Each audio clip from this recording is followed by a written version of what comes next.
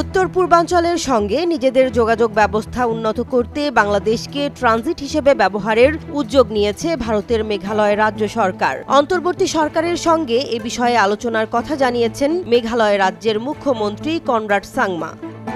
ভারতীয় সংবাদ মাধ্যম এনডিটিভির এক প্রতিবেদন থেকে জানা গেছে, এই লক্ষ্য বাস্তবায়নের জন্য হিলি মহেন্দ্রগঞ্জ আন্তঃদেশীয় অর্থনৈতিক করিডোর গুরুত্বপূর্ণ ভূমিকা পালন করবে। পশ্চিমবঙ্গের সীমান্তবর্তী দিনাজপুরের হিলি ও মেঘালয়ের গারো পাহাড় অঞ্চলের সীমান্তবর্তী শহর মহেন্দ্রগঞ্জ দুটোই বাংলাদেশের সঙ্গে সংযুক্ত। এই দুই অঞ্চল ব্যবহার করে কলকাতার সঙ্গে সরাসরি মেঘালয়ের যোগাযোগ ব্যবস্থা তৈরি করতে পরিকল্পনা করছেন মুখ্যমন্ত্রী কনরাড সাংমা।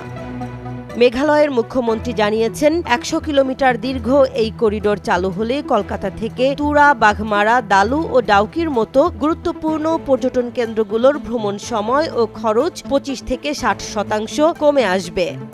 এনডিটিভির প্রতিবেদনে বলা হয়েছে, ইতোমধ্যে ভারতীয় জাতীয় সড়ক ও অবকাঠামো উন্নয়ন কর্পোরেশন এই সড়কের সম্ভাব্যতা যাচাইয়ের জন্য প্রয়োজনীয় কাগজপত্র বাংলাদেশ সরকারের সঙ্গে শেয়ার করেছে। মুখ্যমন্ত্রী সাংমা বলেন, যদি পশ্চিমবঙ্গের হিলি ও মেঘালয়ের মহেন্দ্রগঞ্জের মধ্যে বাংলাদেশ হয়ে সমান্তরাল সংযোগ সম্ভব হয়, তাহলে মেঘালয়, বরাক উপত্যকা ও ত্রিপুরার সঙ্গে কলকাতার দূরত্ব অনেক কমবে এবং প্রায় ৬০০ থেকে ৭০০ কিলোমিটার পথ সাশ্রয় হবে।